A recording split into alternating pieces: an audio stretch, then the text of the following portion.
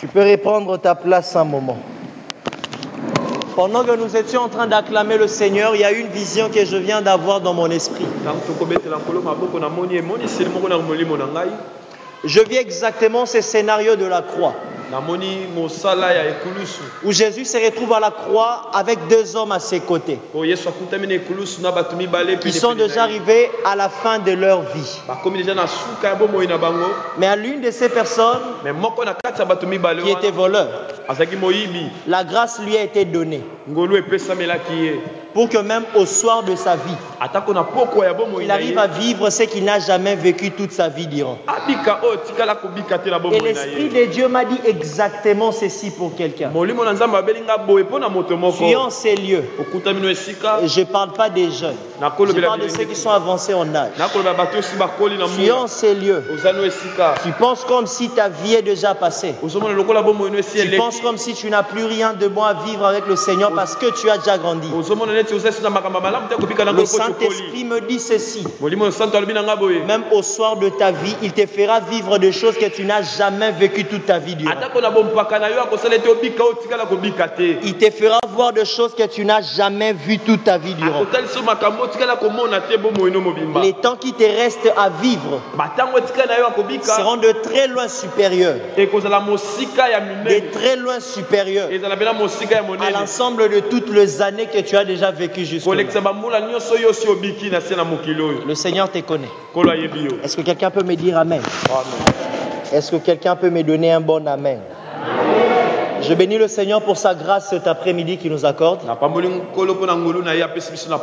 Se tenir en ces lieux, ce n'est que la grâce de Dieu.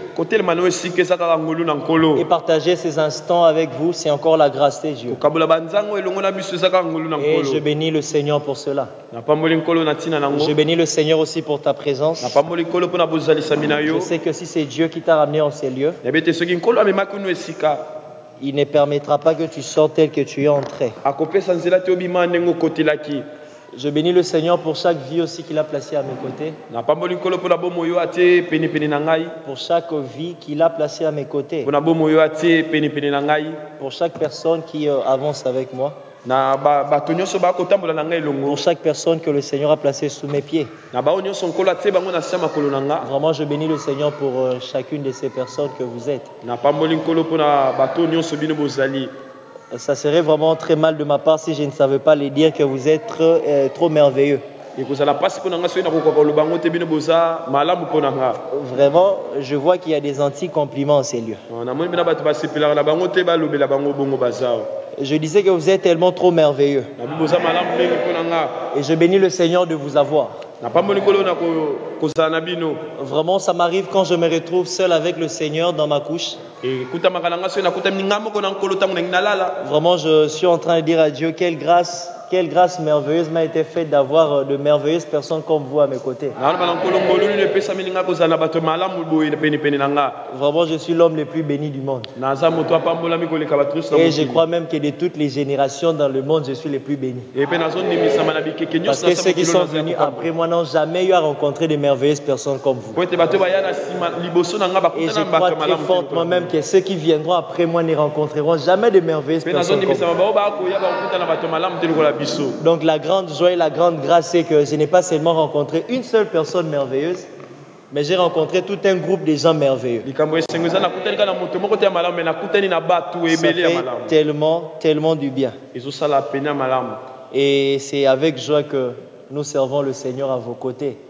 C'est vraiment avec joie parce que vous nous communiquez cette joie-là de servir encore le Seigneur. Et vous nous facilitez la tâche pour avancer encore avec le Seigneur. Et pour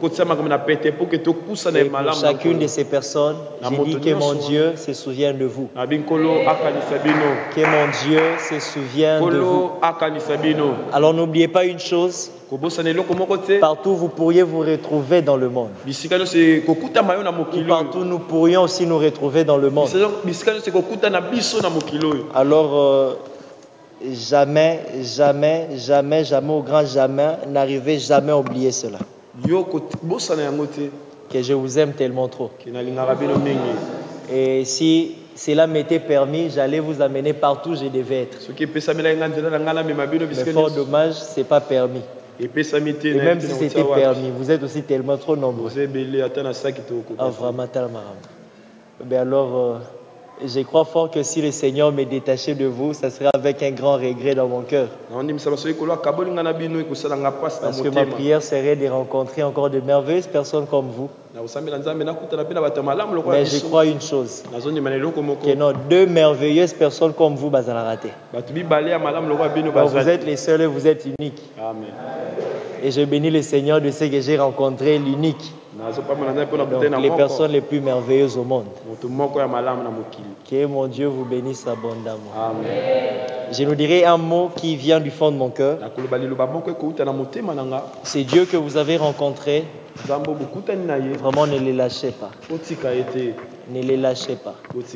Quel que soit ce qui peut arriver, quel que soit ce qui peut se faire, l'ennemi fera toujours de son mieux pour vous placer dans des atmosphères qui vous pousseront à lâcher prise. Mais ne lâchez jamais, c'est Dieu. Il n'y a pas mieux que lui. Vraiment, il n'y a pas mieux que lui. Que mon Dieu vous bénisse abondamment. Bon, c'est la nature de ceux qui appartiennent à Dieu. Hein? Ceux qui appartiennent à Dieu savent au moins exprimer ce qui vient de leur cœur. Alors, comprenez-moi si facilement j'arrive à vous parler de ce qui vient de mon cœur. Parce que je ne peux que faire ce que j'ai vu mon Père faire. La Bible dit une chose dans le psaume, que le fils sent comme de flèches dans le carquois d'un guerrier. Alors vous vous rendrez compte d'une chose. La flèche peut être aussi puissante. Peut détenir un si grand potentiel. Et aussi longtemps que le guerrier ne sait pas lancer la flèche, la flèche n'ira jamais loin. Alors, aussi loin que peut aller une flèche, cela dépend aussi de la force avec laquelle le guerrier est en train de tirer la flèche. Et de l'orientation que le guerrier est en train de donner à la flèche. La Bible dit que le fils sent comme la flèche dans le carquois d'un guerrier. Le fils aussi que Dieu m'a donné sent comme de flèches dans mon carquois. Et avec la parole de ma bouche, je suis en train de vous lancer au plus loin. Amen. Donc que mon Dieu vous amène vraiment très loin. Il vous amène vraiment très loin. Je disais que mon Dieu vous amène vraiment très loin. Et j'ai béni aussi le Seigneur pour la vie de l'homme de Dieu, mon bien-aimé interprète.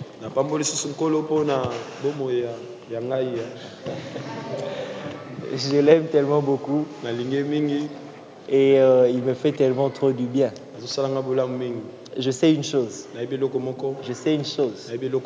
Dans le mois qui vient, dans cette ville, on parlera de lui. Dans le mois qui vient, dans cette ville, on parlera de lui. Parce qu'il va manifester la gloire de Dieu comme jamais cela n'a été le cas. Vraiment, je l'aime trop. Bon, ne vous en faites pas, je ne l'aime pas plus que vous. Je vous aime tous de la même façon.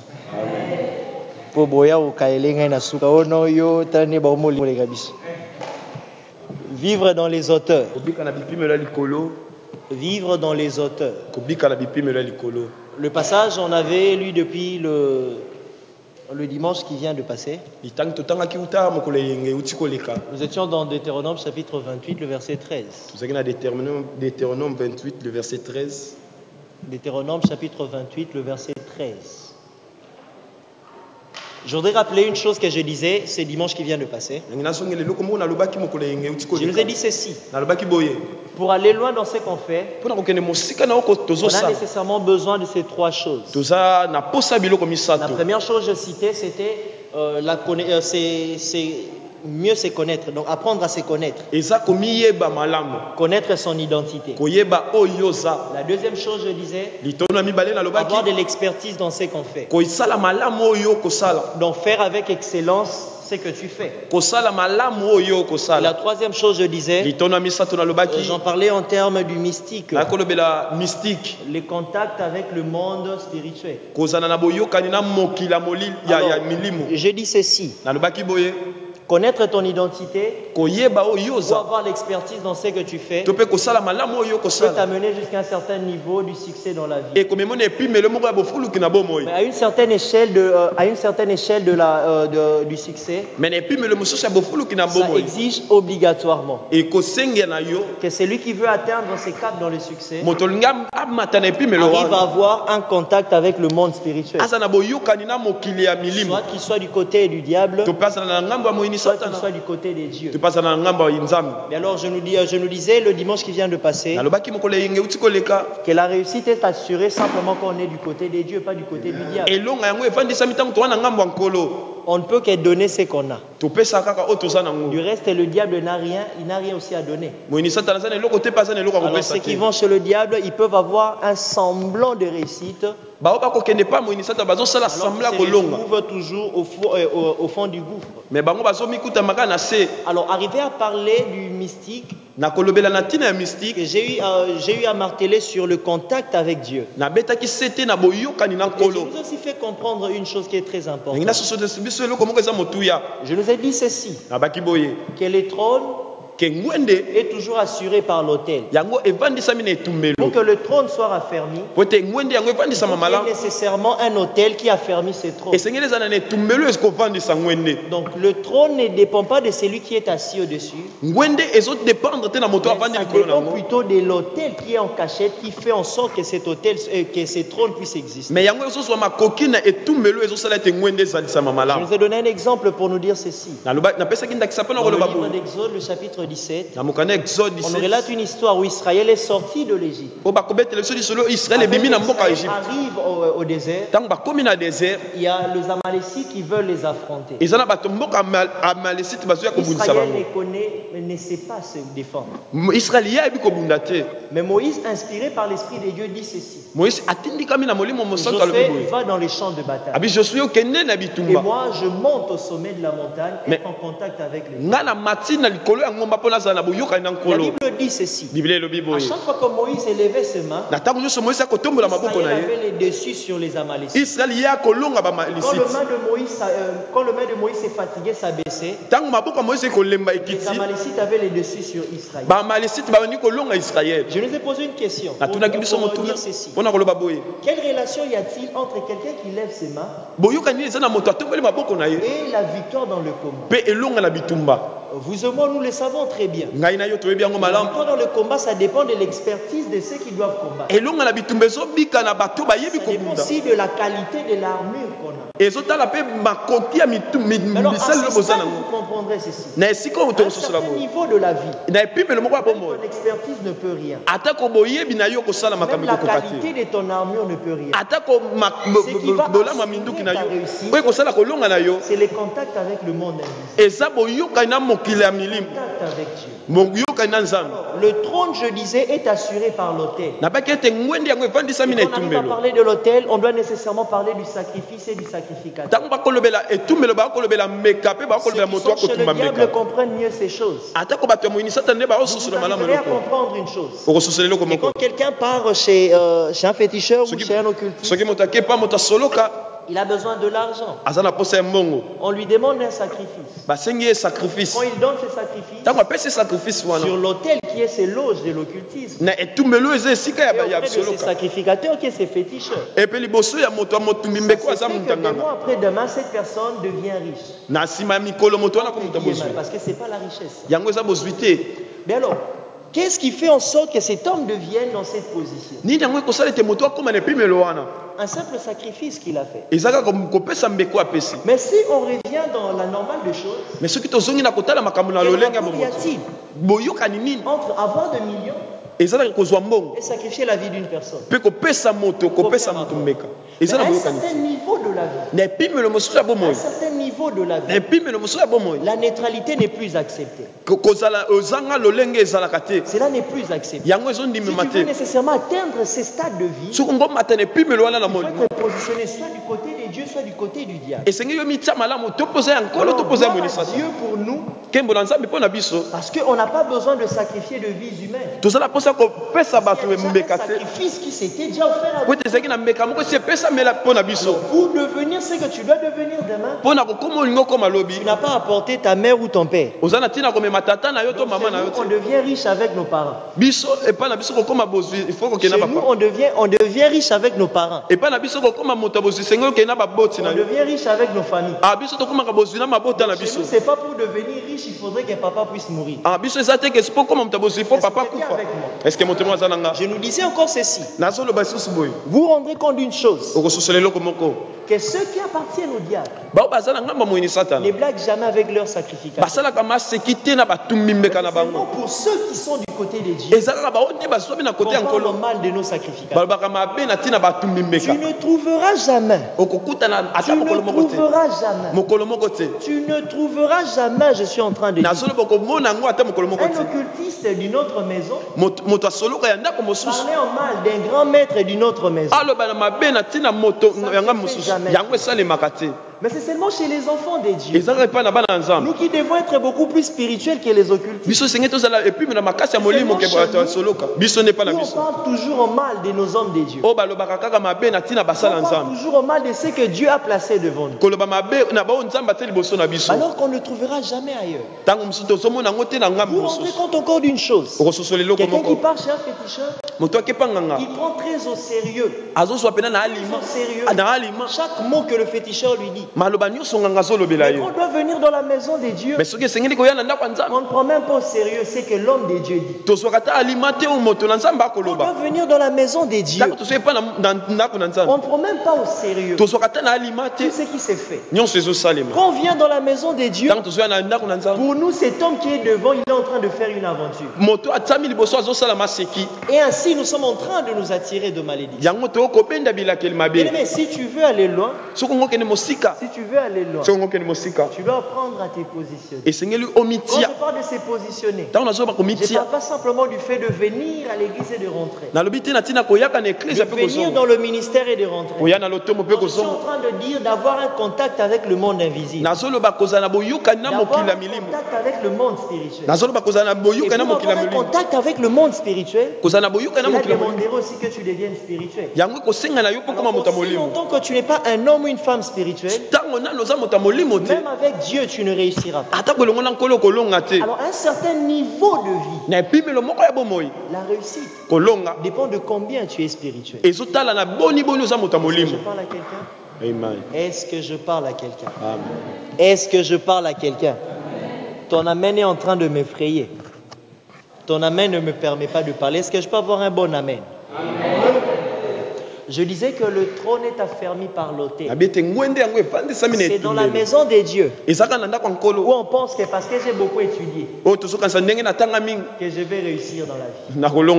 Ce n'est que dans la maison des dieux où on pense que parce que je travaille que je deviendrai riche. Ce n'est que dans la maison des dieux. Ce n'est que dans la maison des dieux où on pense que parce que papa est là, je veux finir les études. Ce n'est que dans la maison des dieux. Ce n'est que dans la maison des dieux où on pense que non, parce que papa a l'argent, donc je deviendrai l'homme le plus riche du monde. Ce n'est que dans la maison des dieux. Ce n'est que dans la maison des dieux. On arrive à penser. On arrive à penser parce que je suis en train de faire les affaires. Parce que je suis en train de faire les affaires, je vais aller de l'avant. Ce n'est que dans la maison des dieux. Bien aimé, je vous ai dit quelque chose de très capital. Un certain niveau de la vie, les grandes réussites, cela dépend pas de notre identité, moins encore de notre expertise. Cela dépend plutôt du mystique, notre contact avec le monde. Alors aussi longtemps qu'on ne sait pas entretenir l'autel, les trônes ne seraient jamais à faire. Les trônes ne seraient jamais à faire. Est-ce que je parle à quelqu'un? Est-ce que je parle à quelqu'un? Alors, apprenez cela. Apprenons cela. À mieux entretenir notre autel. À mieux entretenir notre autel. Et une autre chose encore très importante, qui est très capitale de savoir. Il faudrait nécessairement qu'on arrive à le dire. Il faudrait nécessairement qu'on arrive à le dire. Vous devez arriver à savoir ceci. On peut avoir plusieurs hommes de Dieu qui nous bénissent. On peut avoir plusieurs pasteurs qui nous édifient. Mais ce n'est pas tous ceux-là qui sont les hommes de Dieu de ta vie. L'homme de Dieu de ta vie, c'est celui-là qui tient l'autel de ta vie. Ça veut dire ceci. Ta vie dépend de la parole de sa bouche. C'est celui de qui tu dépends.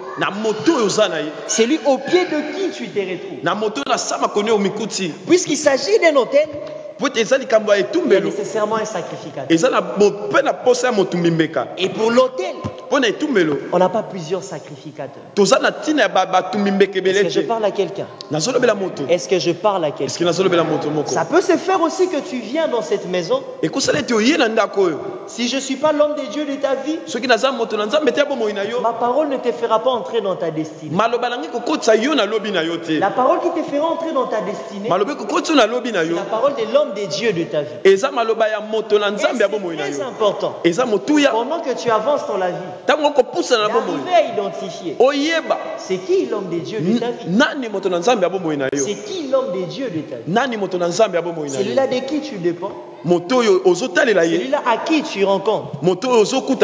C'est lui dont la parole suffit pour changer les choses. Avec cet homme de Dieu de ta vie, il arrive à proclamer quelque chose. Cela se ferait exactement ainsi dans ta vie. Est-ce que quelqu'un me comprend? Amen.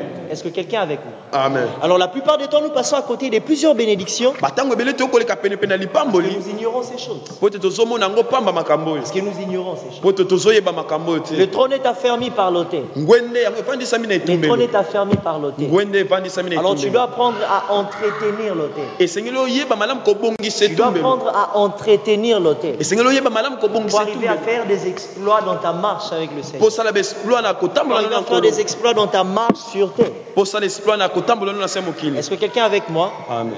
On a aussi dit une chose qui est très importante. On a dit ceci. L'élévation, ça dépend de la nature. Au fait, ce n'est pas l'élévation que nous devons chercher. C'est plutôt la nature que nous devons commencer par chercher. C'était dans le texte de Matthieu chapitre 5, le verset 13 à 14. Que nous avons vu cela. La Bible dit, on n'allume pas une lampe pour la mettre sous la table. Mais c'est plutôt pour la fixer sur les pieds d'une lampe. Afin qu'elle arrive à éclairer tous ceux qui vont entrer dans la maison. C'est par le fait que tu es éclairé et la conséquence c'est que tu sois élevé. En fait, quand la Bible dit dans Deutéronome chapitre 28, le verset 13, que Dieu veut que nous puissions être la tête et non la queue. Que nous soyons en haut et non en bas. C'est la volonté de Dieu. Mais les chemins par lesquels il faudrait passer pour être en haut, c'est simplement porter la nature de Dieu qui est lumière. Alors, tu es éclairé quand tu as la lumière de Dieu. Automatiquement, cela est une conséquence. Tu seras élevé. D'où l'élévation dans la vie, ça dépend de la quantité de lumière que nous avons.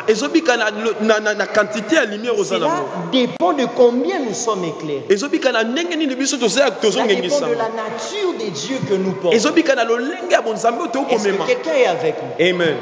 Alors aussi longtemps que tu ne sais pas être mieux éclairé, aussi longtemps que tu ne sais pas enlever le ténèbre en toi, l'élévation des dieux ne viendrait jamais.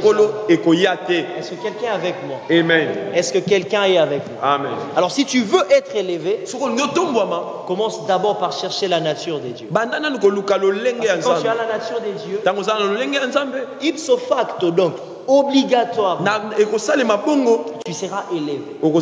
Et aussi, quand on est élevé avec le Seigneur, c'est pour un but. Le Seigneur ne nous élève pas simplement pour nous élever. Mais si le Seigneur nous élève, c'est pour que les autres arrivent à bénéficier de cette nature de lumière que nous portons.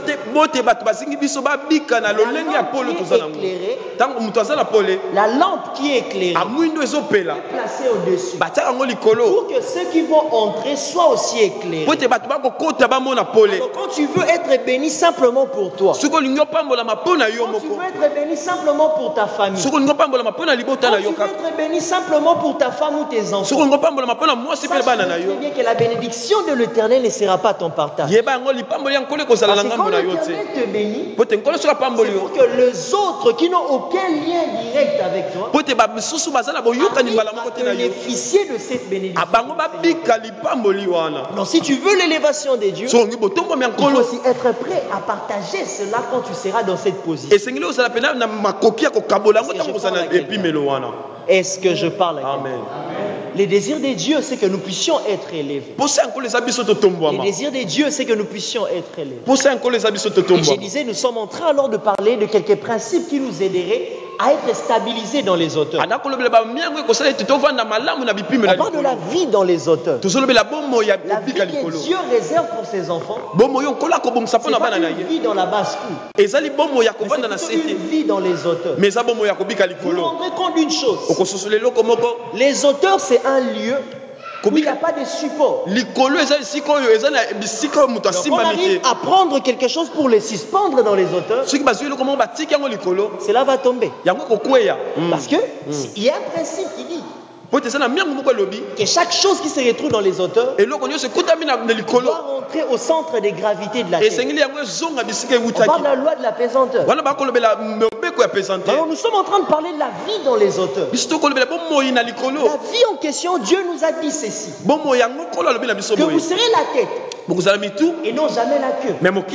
Vous serez toujours en haut et non jamais en bas. Cela veut dire ceci: la pensée de Dieu pour ses enfants, c'est pas seulement qu'ils soient élevés, mais c'est plutôt qu'ils soient établis dans les auteurs pour qu'ils ne descendent plus jamais. Donc quand Dieu t'élève, il te maintient dans les auteurs. Et ce qui va te maintenir dans les auteurs, c'est ta façon de vivre. C'est cette vie que tu auras selon le principe de Dieu. Même quand le Seigneur t'élève, aussi longtemps tu ne sais pas vivre selon le principe de Dieu, tu sais très bien que tu vas descendre. Donc, il peut se faire que Dieu fasse de toi aussi l'homme le plus riche du monde. On le voudrait tellement. Un peu comme le cordon. L'homme le plus riche du monde. Mais tu peux aussi devenir l'homme le plus riche du monde aujourd'hui pour devenir l'homme le plus pauvre du monde demain. Le problème n'est pas Dieu. Le problème, c'est la vie selon le principe. Mais là, ça ne serait pas le cas pour le cordon. Lui, il restera l'homme le plus riche du monde. C'est la vie selon le principe. Alors vous comprendrez une chose. Quand Dieu est en train de dicter ses principes, il ne tient pas compte de gens. Si dans ta vie, tu t'arranges à vivre selon ses principes, on sent que tu vives aussi les conséquences de ce pourquoi Dieu a donné ses principes. Mais si tu t'hasardes à ne pas respecter ses principes, tu te retrouverais dans les... tu te retrouverais en bas. Alors c'est très important qu'on connaisse le principe qui va nous maintenir dans les autres. Est-ce que quelqu'un avec moi? Amen. Si le temps me sera donné, je parlerai de 3 axes de choses. Je parlerai de la vie de l'aigle. Je parlerai des éléments qui déclenchent le succès. Et je parlerai aussi de quelques clés du succès financier. Si le temps me serait donné. Ce qui est très compliqué. Ben, j'ouvre d'abord une parenthèse pour dire ceci. En principe, je devais déjà voyager selon que je vous avais dit le dimanche passé. Eh bien, ça se fait que le Saint-Esprit ne m'a pas permis de voyager avant la fin de ces mois. Donc, je suis encore là jusqu'au début du mois prochain, qui interviendra dans 10 jours quasiment. Alors, nous sommes encore ensemble. Et nous aurons une dernière semaine à passer, celle-ci. Bon, je veux simplement marteler sur une chose. Je suis là pleinement dispo pour nous. Pour parler et échanger. Mais seulement, s'il vous plaît, tâchons de faire les choses comme il faut. S'il y a nécessité de ce qu'on puisse parler, je te demande de voir mon secrétariat.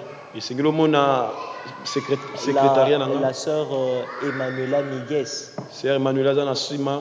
celle-là qui est derrière. Alors elle vous dira comment vous pourriez me joindre quel jour exactement. Pour arriver à mettre un peu de l'ordre. Au risque d'être trop emporté. Est-ce que quelqu'un est avec moi? Est-ce que quelqu'un me saisit? Commençons par la vie de l'aigle. L'aigle est le seul oiseau qui vole tellement très haut. C'est le seul oiseau qui vit dans les hauteurs les plus élevées. Là où vit un aigle, il n'y a aucun autre oiseau qui peut vivre dans cette altitude. Mais alors, qu'est-ce qui fait en sorte que l'aigle arrive à se maintenir dans ses hauteurs sans pour autant mourir? Alors quand on prend un autre oiseau qui est l'aigle, on le ramène dans cette même altitude où vit l'aigle. Cet oiseau ne survivra pas très longtemps. Cet oiseau va mourir très vite. Alors en regardant maintenant l'aigle, on arrive à découvrir plusieurs principes qui font en sorte que l'aigle se maintienne dans les hauteurs. Et ces principes, c'est ce qu'on va partager cet après-midi. Déjà en voyant la vie de l'aigle, la première chose, l'aigle est le roi des oiseaux. Tout comme aussi on s'est dit que les lions est le roi des animaux. Bon, je ne sais même pas qui les ont proclamés rois ou ils ont hérité du trône chez qui. Bon, ça reste simplement comme ça. L'aigle est le roi des oiseaux. Et je disais déjà qu'il vit dans les hauteurs les plus élevées. Et l'aigle se déplace toujours en suivant la direction du vent. Il se déplace toujours en suivant la direction du vent. La force de l'aigle se trouve dans ses pattes et dans ses ailes. Ce qui fait en sorte que l'aigle soit l'oiseau le plus puissant parmi tous les oiseaux. Ce sont ses pattes et ce sont aussi ses ailes. Mais alors autre chose encore sur l'aigle, quand on doit arriver à voir l'aigle dans les hauteurs, on le voit toujours qu'il est perché à un rocher. La vie de l'aigle est attachée au rocher. La vie de l'aigle est attachée au rocher. Alors autre chose encore sur l'aigle, il a les oreilles très alertes. Même dans les hauteurs les plus élevées, il est capable d'entendre un son infini dans le profondeur. Il est très loin élevé, il est capable d'entendre un son, je parle d'un son infini dans le profondeur. Il a des oreilles qui sont très alertes. Et autre chose encore sur l'aigle. L'aigle ne vole pas. Mais l'aigle, il plane. Cela veut dire, il détecte la direction du vent. Il fournit un effort pour arriver à l'épicentre du vent. Quand il arrive à l'épicentre, il déploie simplement ses ailes. Et il laisse le vent l'emporter. Autre chose encore sur l'aigle. L'aigle ne vole jamais en troupe. Alors, quand tu vois l'aigle, il n'est jamais en troupe. Il n'est pas comme les autres oiseaux. Quand il doit voler, il se retrouve en troupe avec les autres. Donc l'aigle développe toujours une vie de solitude. Il développe une vie solitaire plutôt. Une vie où il vole seul. Et l'aigle est le seul oiseau qui prend mieux soin de ses enfants. Le seul oiseau qui sait prendre en charge les petits par rapport à d'autres oiseaux. Et dans la Bible, vous arriverez à vous rendre compte d'une chose. Dieu s'identifie au lion. Mais ça c'est faux, c'est que Dieu s'identifie aussi à l'aigle. Ou dans plusieurs passages dans la Bible, où Dieu est en train d'être vu comme la mère aigle qui prend soin de ses petits. Alors, par rapport à la vie de l'aigle, prenons ces quelques principes qui vont assurer les succès de ta vie et les quelques principes qui feront en sorte que tu te maintiennes dans une vie de succès. Qui feront en sorte que tu te maintiennes dans les autres. Est-ce que quelqu'un est avec moi? Amen. Est-ce que quelqu'un est avec moi? Amen. Est-ce que quelqu'un est avec moi?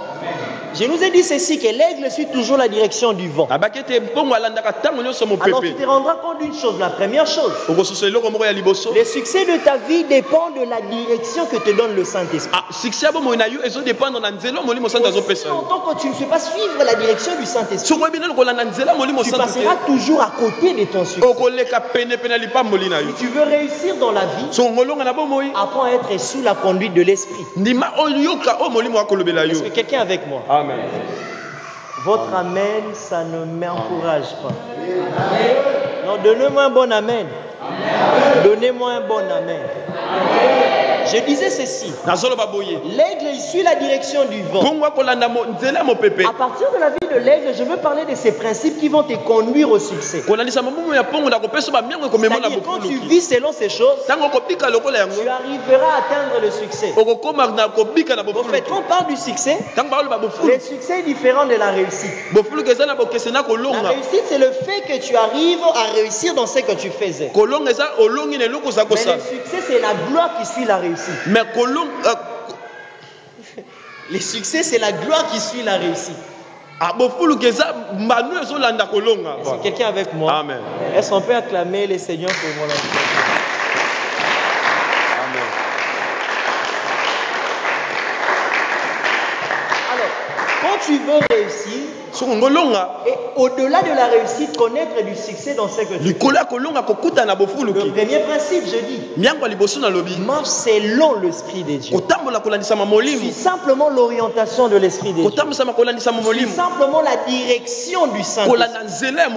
Bien aimé, le Saint-Esprit connaît la terre mieux que toi. Le Saint-Esprit connaît les affaires mieux que toi. Le Saint-Esprit connaît la médecine mieux que toi. Le Saint-Esprit connaît les commerces mieux que toi. Le Saint-Esprit connaît les mathématiques mieux que toi. Le Saint-Esprit connaît les domaines des esprits mieux que toi. Alors la personne la plus sûre à qui tu peux faire confiance pour réussir, c'est le Saint-Esprit. La personne la plus sûre au monde, parce qu'il est capable de te dire cette affaire que tu dois faire pour prospérer. Il est capable de te dire l'exacte page de ton syllabus que tu dois lire pour réussir à l'examen. De t'expliquer les mathématiques puisque ton prof. Vous devez vous rendre compte d'une chose. Tout ce qui existe par Dieu. Il n'y a rien dans ce monde qui échappe au contrôle de Dieu. Généralement, nous avons toujours tendance à croire. Comme si quand on parle de Dieu, on doit toujours parler de l'Église. Quand on parle de Dieu, on doit s'arrêter simplement au fait de prêcher et d'écouter la parole. Quand on parle de Dieu, on doit simplement s'arrêter au fait d'être devant et de libérer l'onction que les gens font. L'onction de Dieu est capable de te faire réussir en classe. L'onction de Dieu est capable de te faire distinguer à l'université. L'onction de Dieu est capable de faire de toi riche dans ton commerce. L'onction de Dieu est capable de faire en sorte que tu connaisses ta promotion dans ton travail. Tout dépend simplement de la conscience que tu as et de la connaissance que tu as. Est-ce que quelqu'un me comprend? Est-ce que quelqu'un est avec moi? Amen. Le jour où le chrétien prendra pleinement conscience de ce que nous sommes, le jour où on prendra conscience de ce que Dieu nous a donné, de ce que Dieu nous a doté, vous vous rendrez compte d'une chose, il n'y aura aucun chrétien qui échouera dans la mort. tu veux réussir, il faut suivre la direction du Saint-Esprit. Et je bénis le Seigneur pour cette pensée. Parce qu'au début du mois prochain, du 7 février, jusqu'au 11 février, nous aurons un séminaire biblique ici. Le 7, c'est le mercredi, c'est ça? Du mercredi 7 au dimanche 11. On aura 5 jours du séminaire ici. On arrivera à parler de la direction divine. On parlera de la direction divine. Alors je te demande déjà de ne pas manquer. Parce que le Seigneur fera des grandes choses. Il va donner des orientations claires et précises à plusieurs personnes. Claires et précises à plusieurs personnes. Et il va nous bénir très puissamment. Donc le premier principe, marche selon l'esprit. Marche selon l'esprit. J'ai encore dit une chose. Que l'aigle, il a les oreilles très alertes. Il a les oreilles très alertes. Deuxième principe. Tu veux réussir dans ce que tu fais. Tu veux connaître du succès dans ce que tu fais. Apprends à être mieux informé dans ton domaine. C'est l'information que tu as qui ferait en sorte que tu aies la connaissance précise dans ton domaine qui va te distinguer des autres. Alors tu dois faire très attention à qui tu prêtes l'oreille. C'est un problème sérieux chez les bien-aimés congolais. Tu te rendras compte d'une chose. Tu veux commencer le commerce. Il a la pensée d'aller à Dubaï par exemple. Il part chez quelqu'un. Mais quelle information la personne de Nzadi Congo te donnera sur Dubaï? Si même quand tu pars à Dubaï, tu ne réussis pas dans ce que tu fais. Ce serait quoi? Non, le démon de la famille, les liens de la famille qui me poursuivent. Quand il faudrait être informé, à mieux nous informer, et cela à la source. On a un grand problème, un très sérieux problème dans notre pays. On a de sources d'information trop diversifiées dans ces pays. Où il y a même quelqu'un qui peut te rassurer d'une chose. Il te rassure d'une information. Mais il a eu nulle part. Il a eu nulle part. Alors si tu veux aller loin dans la vie, apprends à mieux traiter la source de tes informations. Apprends à mieux traiter la source de tes informations. Et dans le Seigneur, nous avons une source d'information la plus sûre. La plus sûre. Qui ne peut jamais te tromper. Qui te dira toujours la bonne chose. La parole de Dieu. Alors si tu veux réussir dans tout ce que tu fais, apprends à méditer la parole de Dieu. Bien dit, si tu veux réussir dans tout ce que tu fais. N'est-ce pas que la Bible nous renseigne d'une chose? Josué chapitre 1, le verset 8. La Bible nous renseigne ceci. Que ces livres de la loi ne s'éloignent point de ta bouche. Mais le jour et nuit. Et ce n'est qu'ainsi que tu auras du succès dans tout ce que tu fais. Le Seigneur est en train de nous dire ceci. La clé du succès dans tout ce que tu fais n'est pas le capital que tu as. La clé du succès dans tout ce que tu fais, c'est l'information que tu reçois de la parole de Dieu. Amen. Vous vous rendez compte d'une chose? La Bible, c'est un livre très complet. Même quand tu es juriste, tu apprendras à être la meilleure juriste dans la Bible. Même quand tu es médecin, tu apprendras à être le meilleur médecin dans la Bible. Même quand tu es mathématicien, tu apprendras à être le plus grand mathématicien dans la Bible. Même quand tu es homme de Dieu, tu apprendras à être homme de Dieu le plus grand dans la Bible. La Bible parle de tout. Il y a rien qui manque dans la Bible. Alors si tu veux réussir dans tout ce que tu fais, c'est Dieu qui donne le secret. Combien de fois nous arrivons à penser comme si nous sommes plus intelligents que Dieu? Où se trouve la base de notre idiotie? Nous pensons que nous sommes plus intelligents que Dieu. C'est lui-là qui est le plus intelligent. C'est lui-là qui connaît tout. Il sait qu'est-ce qu'il doit faire qu'un homme réussisse sur terre. C'est lui qui a créé la terre. Et c'est même lui qui a créé l'homme. Lui-même sait. L'homme que j'ai créé, pour qu'il réussisse sur terre, il y a un seul secret. Médite la parole jour et nuit. Quand nous venons sur terre, nous voulons penser. La réussite dépend. Nous avons beaucoup étudié la nuit. La réussite dépend. Nous avons beaucoup fait les commerces. Bien aimé, tu ne pourras jamais réussir. Vous vous rendez compte, je suis en train de parler d'un certain niveau de succès dans la vie. Tu n'atteindras jamais ce niveau de succès aussi longtemps que tu n'es pas en contact avec la parole. Si tu veux réussir, apprends à te fier à la source d'information la plus sûre, la plus fiable. Est-ce que je parle à quelqu'un? Est-ce que je parle à quelqu'un?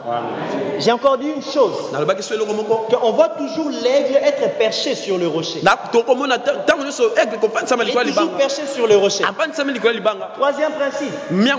Si tu veux réussir dans la vie, tu veux connaître du succès, tu veux te maintenir dans le succès, cela dépend de ton attachement avec Jésus. Tant que tu n'es pas attaché à Christ, et les rochers de Zage, aucun succès n'est pour toi. Aucune réussite n'est pour toi. Est-ce que je parle à quelqu'un? Est-ce que je parle à quelqu'un? Tu veux réussir dans la vie? Reste attaché à Jésus. Reste attaché à Dieu. Combien c'est très déplorable de voir quelqu'un, là c'est même pas être élevé, tu es simplement engagé dans un travail où on te paye à peine $5 000, à peine $5 000, mais tu oublies déjà le chemin du Seigneur. Tu oublies déjà le chemin même de l'église. Bien-aimé, rends-toi compte d'une chose. La réussite n'est pas le succès. Le succès est plus grand que la réussite. Tu peux réussir sans atteindre le succès. Mais quand tu atteins le succès, on parlera toujours de toi. Quand tu atteins le succès, ton nom deviendra grand. Alors que ton semblant de réussite ne te fasse pas éloigner du Seigneur. Quand tu penses que tu as réussi dans la vie parce que tu gagnes $5 000 par mois, accroche-toi encore avec le Seigneur. Accroche-toi encore avec le Seigneur. Si tu t'accroches avec le Seigneur, si tu avais commencé par gagner 5 000, il fera en sorte que tu en gagnes 5 millions. Il fera en sorte que tu en gagnes 5 milliards. Il fera en sorte que tu en gagnes toujours de plus en plus d'argent. Est-ce que je parle à quelqu'un? Amen. Donc que ta réussite ne te fasse pas éloigner du Seigneur. Que cela ne te fasse pas éloigner du Seigneur. J'ai encore dit ceci, que l'aigle est le seul oiseau qui ne vole pas en troupe. Qui ne vole pas en troupe. Alors il y a encore autre chose qui est très important et qui est très capital. Le quatrième principe. Quatrième principe. Si tu veux aller loin, tu veux te maintenir dans la sphère la plus élevée, tu dois apprendre à développer une vie où tu restes trop seul. Où ta force ne dépend pas des autres. Où ta force ne dépend pas de la chaleur des autres. Même quand vous n'êtes pas là, je suis fort. Et si vous êtes là, je suis encore beaucoup plus fort. Donc si ta vie dépend des autres, si même pour que tu pries, pour que les autres soient là, si même pour que tu passes 1 heure du temps dans la présence de Dieu, quand tu rentres à la maison, tu es incapable de faire même 2 minutes dans la présence de Dieu. Si ta force dépend de la présence des autres, tu ne feras jamais le succès. Faites le parcours de la Bible. Vous vous rendrez compte d'une chose.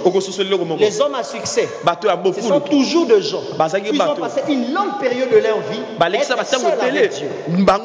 Alors quand tu ne sais pas multiplier des moments où tu restes seul, pour être en intimité avec Dieu, où tu restes seul, pour apprendre à méditer sur les choses, pour apprendre à mieux réfléchir, tu auras un problème sérieux pour atteindre le succès. Est-ce que je parle à quelqu'un? Amen. Donc fais de tout ton mieux pour que ta force ne dépende pas des autres. Pour que ta force ne dépende pas de la chaleur des autres. Donc si tu peux que te maintenir dans la vie chrétienne parce que les autres sont là, sache-le très bien. Un jour. Amen. Parce que tu arriveras à un moment où les autres ne sont plus là. Et là, ces stades-là, tu vas lâcher prise. Alors avance avec le Seigneur de manière à ce que tu ne dépendes pas toujours des autres. Autre chose encore concernant l'aigle. Il a une grande vision. Il a une grande vision. Le prochain principe, 5e principe. La réussite et le succès de ta vie dépendent de la qualité de ta vision. Dépendent de la qualité de ta vision. L'aigle voit 7 fois plus loin que l'homme. Cela veut dire, là où la vision de l'homme s'arrête, tu multiplies cela fois 7. C'est jusque là que l'aigle voit. C'est ce qui fait même en sorte que même quand il est dans les hauteurs les plus élevées, il est capable de voir un poisson dans l'eau. Et quand il descend, il a un seul objectif. C'est ce poisson qu'il a vu. Et quand il arrive dans l'eau, il ne ratera jamais sa cible. Mais ce qui fait en sorte qu'on arrive toujours à échouer, c'est parce qu'on a de vie sans vision. Parce qu'on a de vie sans vision. Si on arrive à se poser la question ici, c'est quoi la vision de ta vie? Et il donne la réponse de tout un chacun. Il y a des ceux pour qui, au milieu de nous, leur vision, c'est simplement avoir les diplômes. Il y a aussi des ceux pour qui leur vision, c'est simplement se marier. Il y a des ceux pour qui leur vision, c'est simplement voyager. C'est pas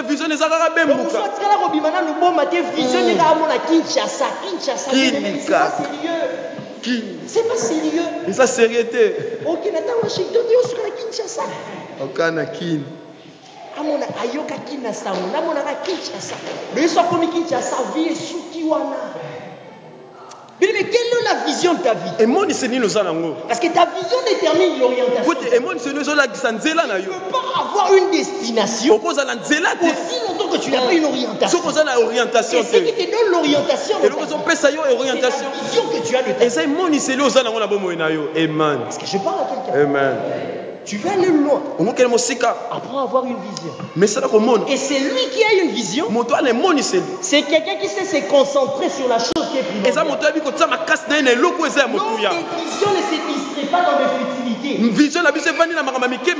C'est ce qui fait en sorte que jusqu'aujourd'hui, on te retrouve toujours au point de votre avenue. On va discuter sur Lionel Messi et sur Cristiano Ronaldo. Quelle est la vision de ta vie? C'est ce qui fait en sorte jusqu'aujourd'hui. Qu'on vient chez moi à 19h. On va toujours te trouver devant Télénovelas. Regarde le frère Rodrigo ou la sœur Victoria. Quelle est la vision de ta vie? Parce que quand tu as la vision, tu vas travailler pour matérialiser ça. C'est ainsi qu'on atteint les succès. Est-ce que je parle à quelqu'un? Amen. Est-ce que je parle à quelqu'un? Et l'homme de vision a un objectif. J'ai dit ceci, quand l'aigle voit le poisson dans l'eau, il ne voit pas deux choses. Il voit une seule chose. C'est ce poisson-là que je dois prendre. Quels sont les objectifs de ta vie? Nous sommes... on a été dans un cadre qui ne nous a pas permis de mieux avancer. Où on vit comme ça. Donc on botami bien tati no botamité, ozoko le biti ozoko la té, ozamo mobali biti ozamo mobali tozo vivre kaka boy de place vie comme mémo mais mayo. Où il y a encore des saints chrétiens qui vivent autour du jour. Autant aïe tout ça. Au bien dollar on peut ça s'arrêter. Quel problème c'est? C'est quoi la vision de ta vie? C'est quoi la vision de ta vie? C'est Cristiano Ronaldo que tu es en train d'acclamer. La vision de sa vie, c'est ça il est en train de matérialiser. Tu vas savoir une chose. Que si tu veux aussi dans la vie qu'on parle de toi comme on parle de lui, tu vas transpirer pour matérialiser la vision. Sinon on ne parlera jamais de toi. Dieu dit que tu veux être la tête et non la queue. Que tu veux être toujours de devant et non derrière. Donc, pour que tu arrives à être toujours devant, tu dois transpirer pour la vision de ta vie.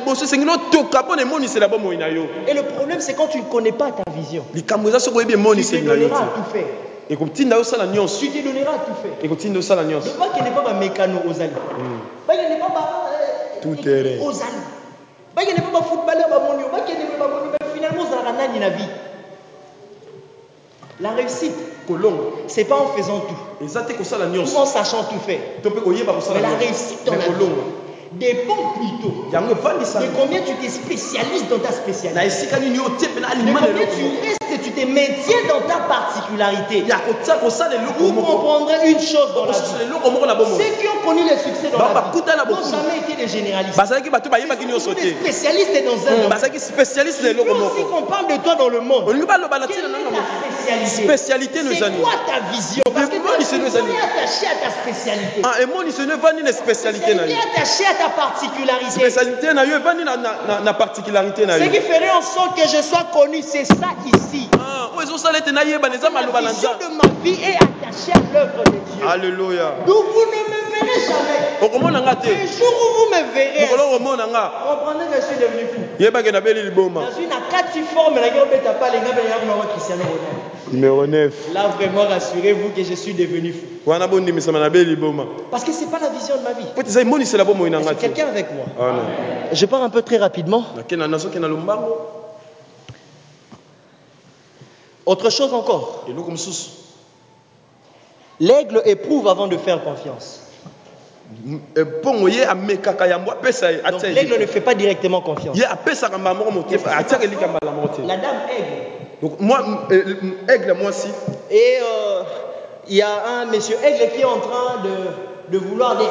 Avant que madame aigle se laisse aller par monsieur aigle, il a toujours à éprouver monsieur aigle. Ça passe généralement comment? Elle prend un morceau de bois, elle monte tellement très haut, elle lâche cela, et à plusieurs reprises elle est en train de regarder ce que fera monsieur aigle. Quand monsieur aigle se donne toujours la peine pour aller descendre et ramasser ces morceaux de bois pour lui ramener cela, alors, elle se rendre compte que non, c'est un très bon monsieur aigle. Elle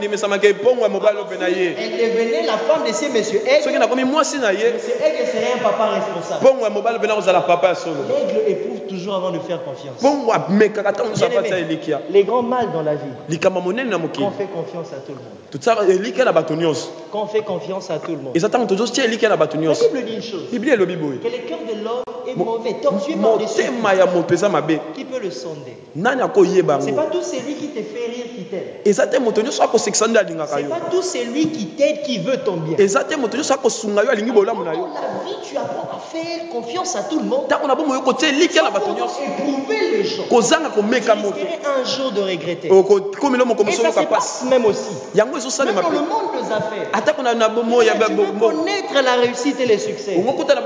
Apprends à éprouver les gens avant de faire confiance. Je ne suis pas en train de parler de se méfier des gens. Je suis en train de dire d'éprouver les gens. En train d'éprouver. Pour arriver à détecter le vérité de son cœur. Pour reconnaître son état. Et ainsi savoir à qui faire confiance. Donc si tu fais confiance à tout le monde, et encore une telle stupidité au milieu des Africains.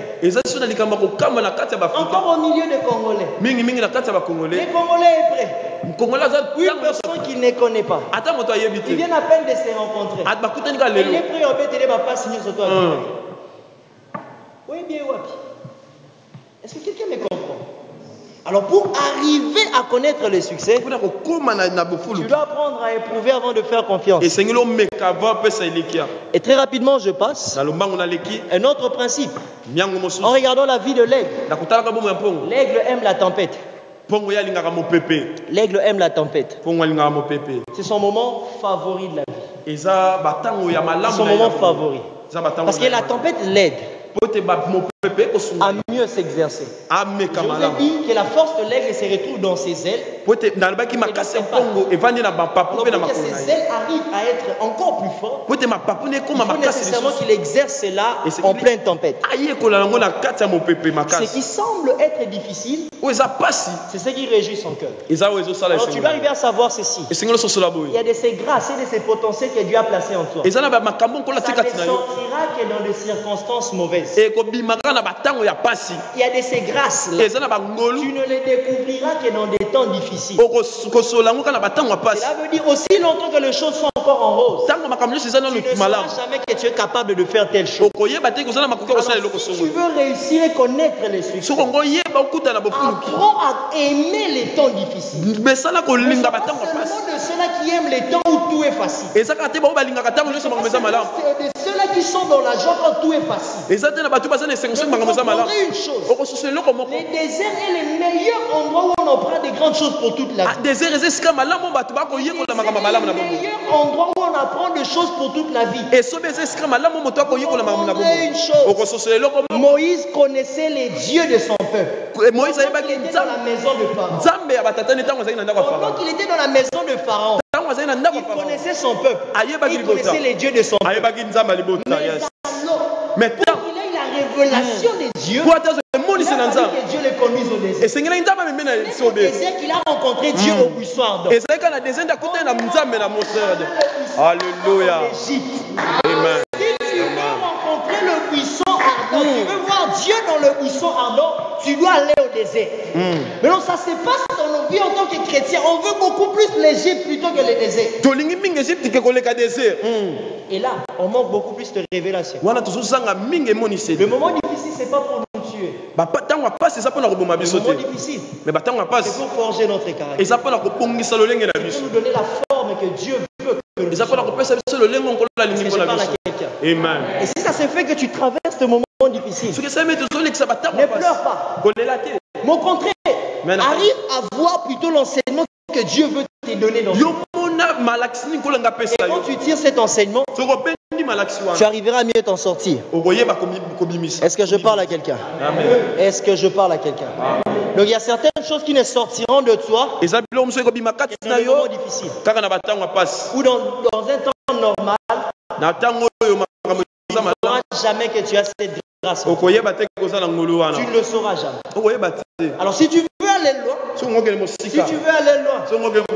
aime le moment difficile. Aime le moment difficile.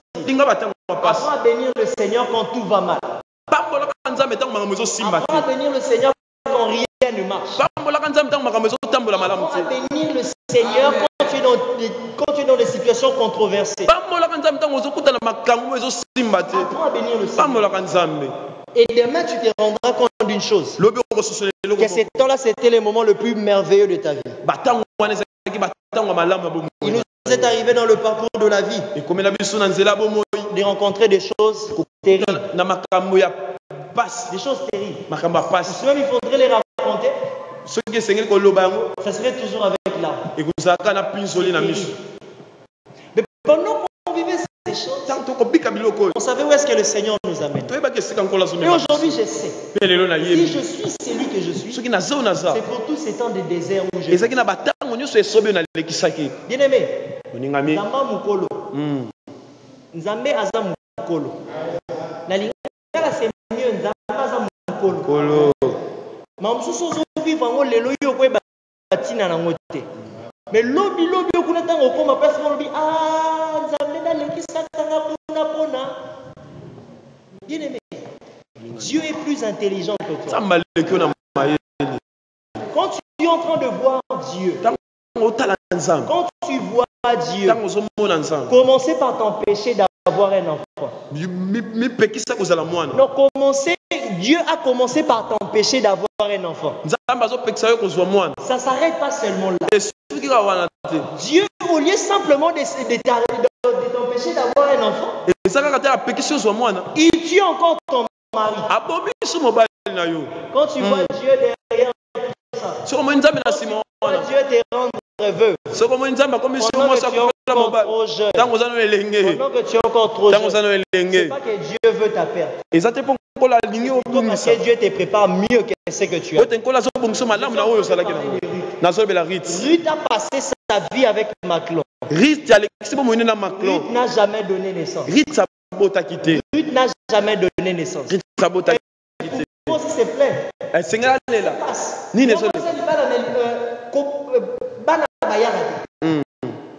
Et pas seulement ça, son mari Maclon vient de mourir.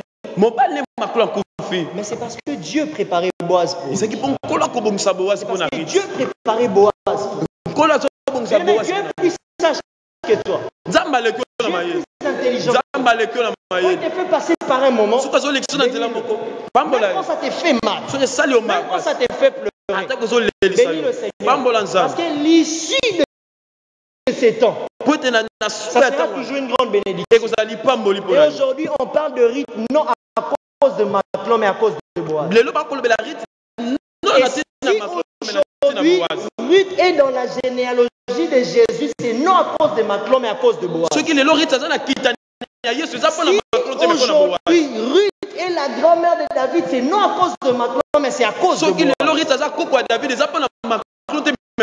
Boaz. Bien-aimé, c'est que le Seigneur te prépare, c'est mieux que ce que tu vis aujourd'hui. Pas le bras parce que tu passes ce moment difficile. Ne baisse pas le bras parce que les temps sont compliqués pour toi. Est-ce que je parle à quelqu'un? Amen. Très rapidement, moi je finis avec l'aigle aujourd'hui. Le reste là, on verra cela peut-être dans 25 ans. Parce que je ne sais même pas quand est-ce que je reviendrai encore pour parler de la part du Seigneur ici. Un autre principe.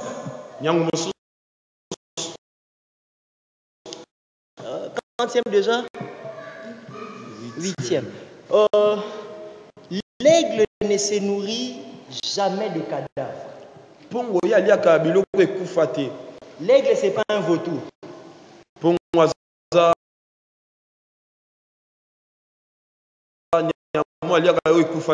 Le vautour se nourrit toujours de cadavres.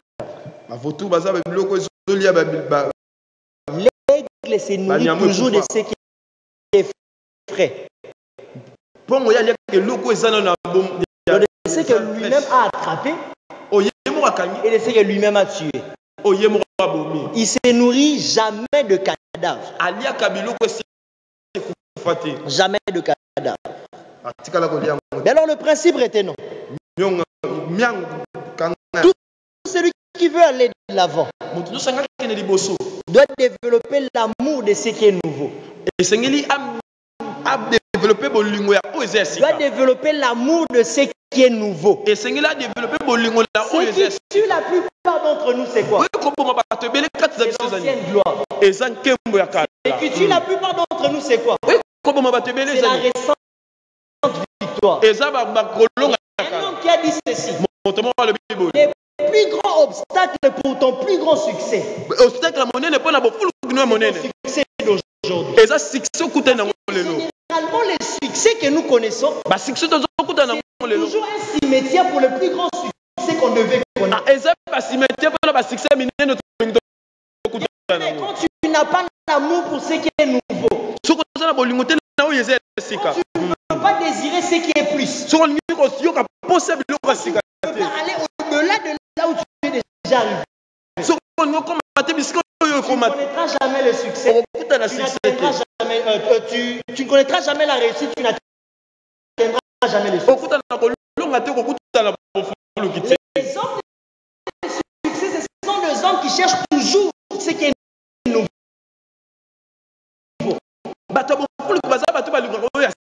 Quand je suis en train de regarder, on a la nette impression que tout a déjà été fait.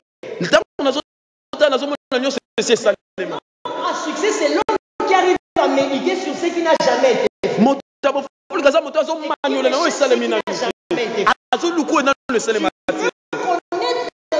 le succès dans le ministère. On va chercher Dieu pour des choses que tu n'as pas jamais vues. L'homme est toujours hostile au changement. On est toujours accroché à nos anciennes habitudes. Toujours approchant nos anciens amis. C'est même parmi des choses qui font en sorte que lorsque Dieu vient dans un mouvement, on ne connaît pas Dieu. Pourquoi? Parce que nous sommes habitués depuis longtemps à passer nos cultes comme ça. Le nouveau vient, on dit que non, ce n'est pas des dieux.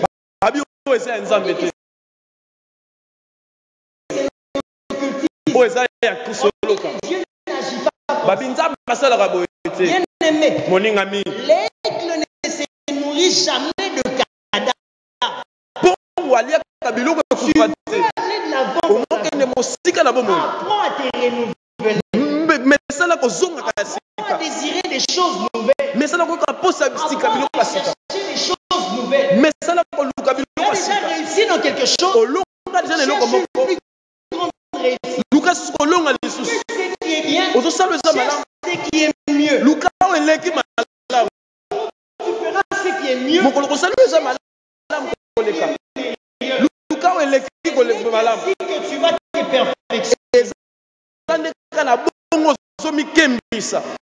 Est-ce que je parle à quelqu'un? Amen. Ce n'est qu'ainsi que tu vas te perfectionner. Et très généralement, qu'on arrive à un certain niveau, le jour où tu commenceras à penser que tu es déjà arrivé,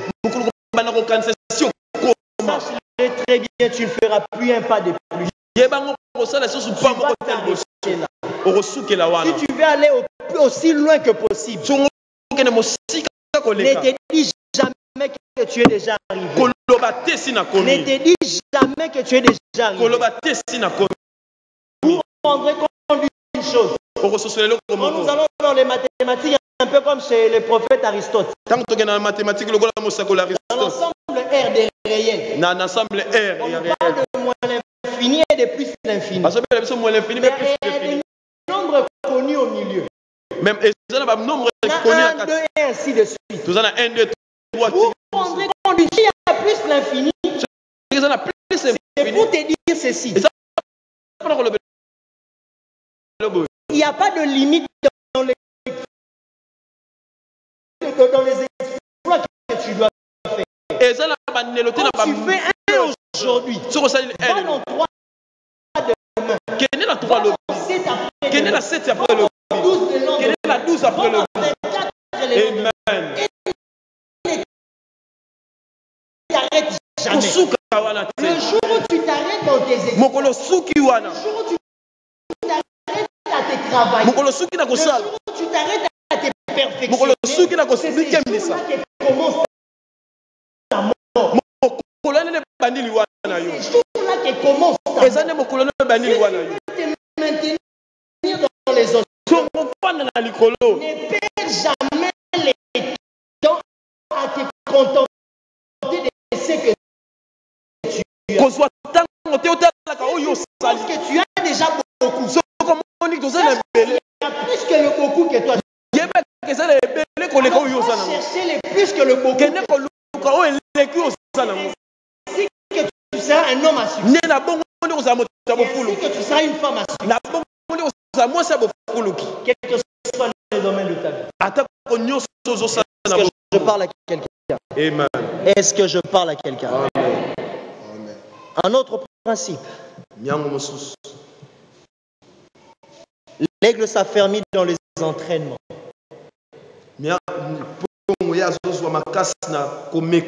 L'aigle s'affermit dans les entraînements. Qu'est-ce qui se passe? La mère aigle, quand elle a ses petits, ses aiglons, les aiglons se retrouvent dans un nid qui est dans les hauteurs aussi. Aussi longtemps que les aiglons sont dans le nid, ils n'apprendront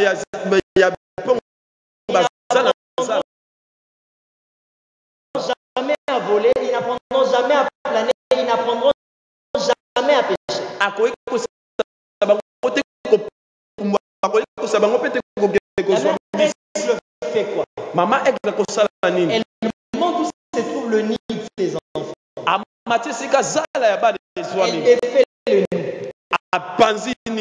Et les aigles sont en train de tomber. Les aigles sont en train de tomber. Ils se diront ceci, que notre maman ne nous aime pas. À la mort. Et elle va les laisser tomber. Et après, elle va descendre d'une grande vitesse. Et les ses ailes en bas. Les aigles viendront se poser sur ses ailes. Elle remonte avec eux. Elle refait le même exercice.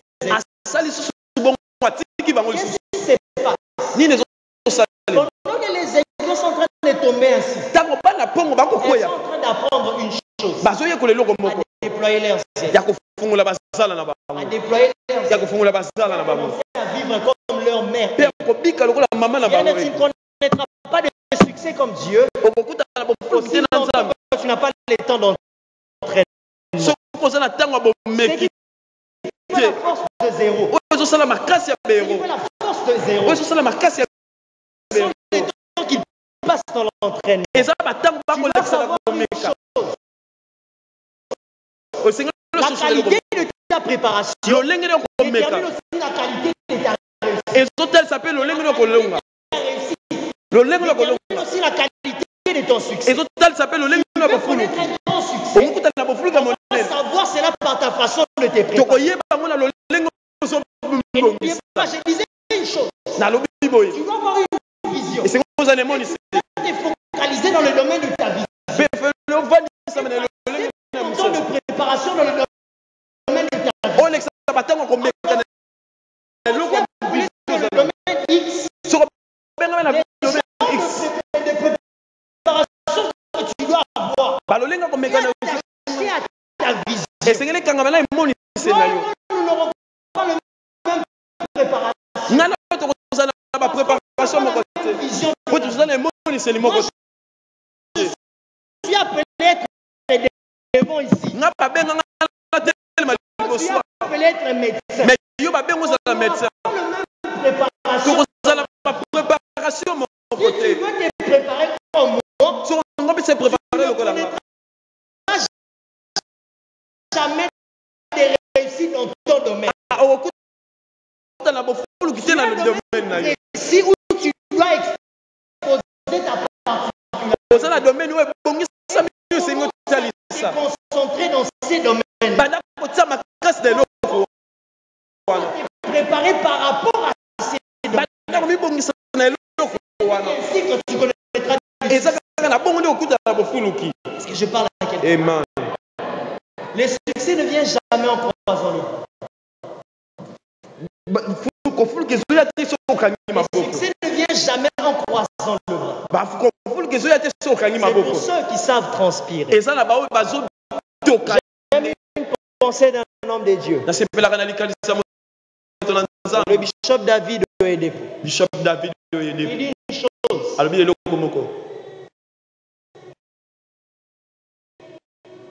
Que le succès, c'est pour ceux qui savent comment faire transpirer leur cerveau.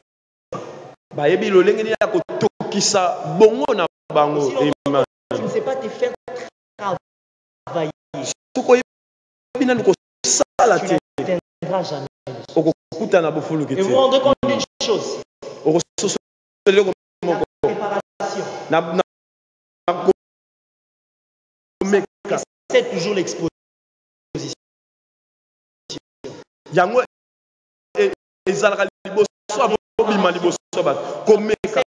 toujours la compétition. Les entraînements. Ça demande toujours beaucoup plutôt que les temps de la compétition.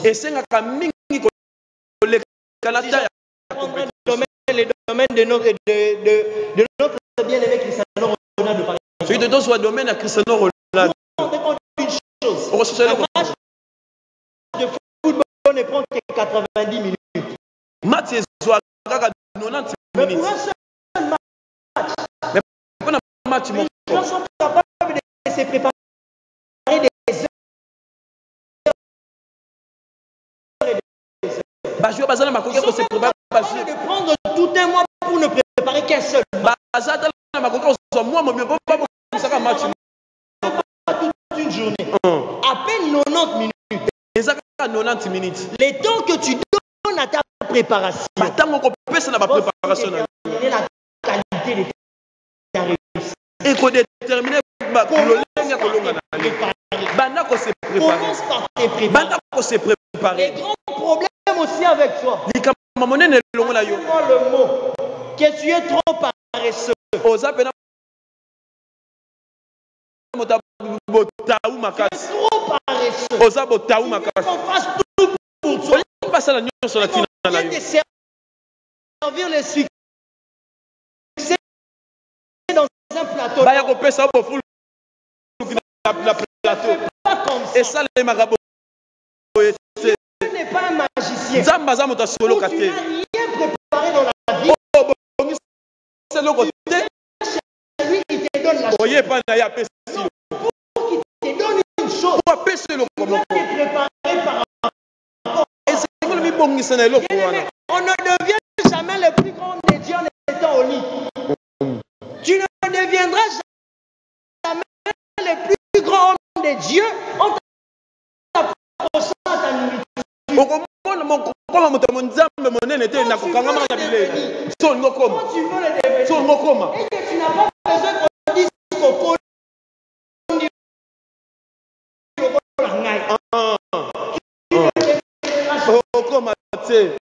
est-ce que je parle à quelqu'un?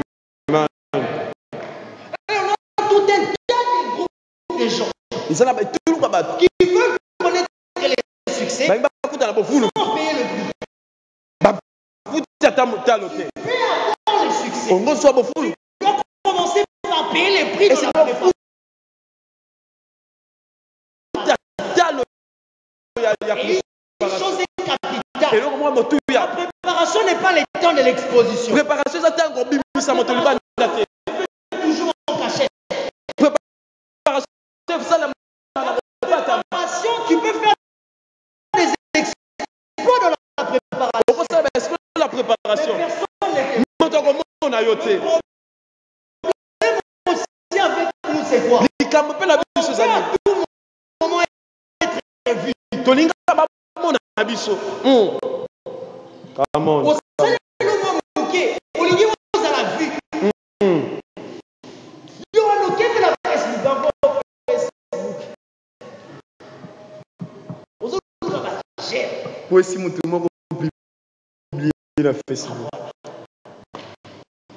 C'est ça le problème.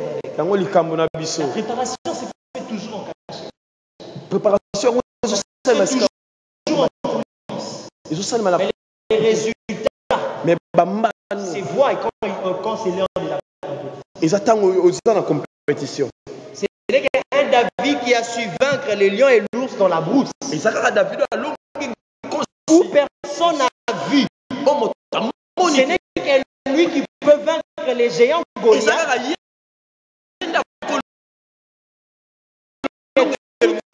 n'a pas su vaincre.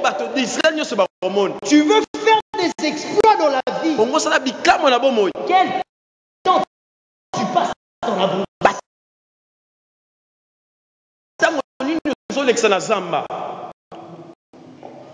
Dans la brousse, tu bats retraite devant le lion. Non, tu bats retraite aux Okima. Tu bats retraite devant l'ours. Mais quand tu te retrouves devant Goliath, tu veux aussi dire que tu vas affronter Goliath. C'est la mort de ta vie.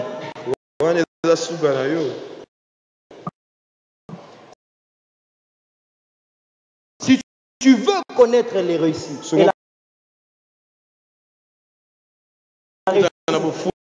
et connaître les succès, maintenir dans cela, apprends à mieux te préparer. Et n'oubliez pas, la préparation dépend de ta particularité.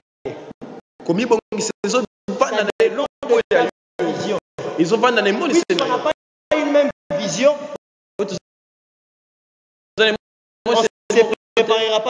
la même façon.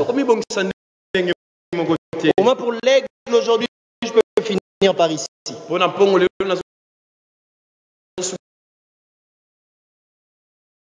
La dernière chose, l'aigle se renouvelle.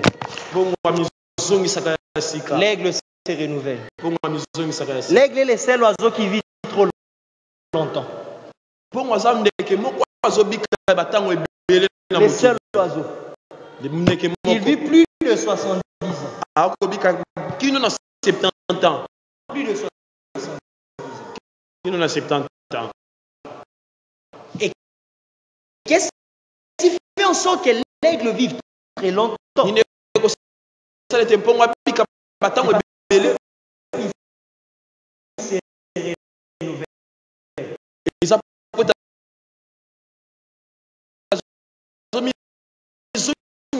a deux choses que l'aigle fait. Quand il atteint un âge qui est très avancé, il y a une membrane autour de son bec qui arrive tellement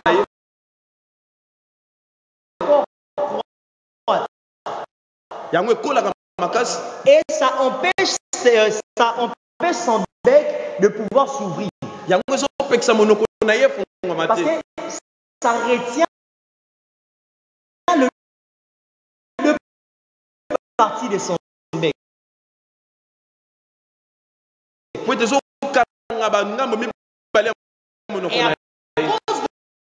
de cela, l'aigle ne sait plus se nourrir. Et partant de là, ça précipite sa mort. Mais qu'est-ce que fait l'aigle? Quand il y a cette membrane qui fait l'excroissance, il monte dans les hauteurs. Il va au rocher. Où il est en train de se taper son bec sur le rocher. Quand il se tape le bec sur le rocher, il est en train de se blesser. Il est en train de se blesser. Ça lui fait mal. Mais ça lui permet de se renouveler. Ça lui fait mal. Mais ça lui permet de se renouveler.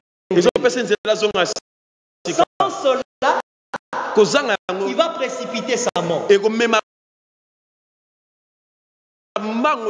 jusqu'à ce que cette membrane va se casser. Et à ce moment, il est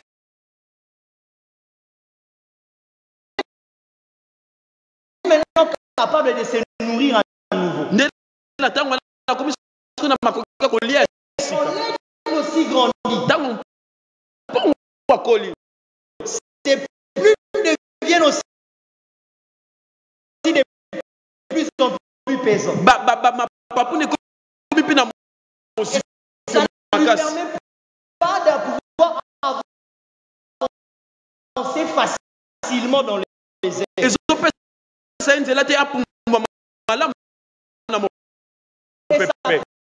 encore précipiter sa mort. Il va toujours dans les hauteurs. Il est en train de se frotter au rocher.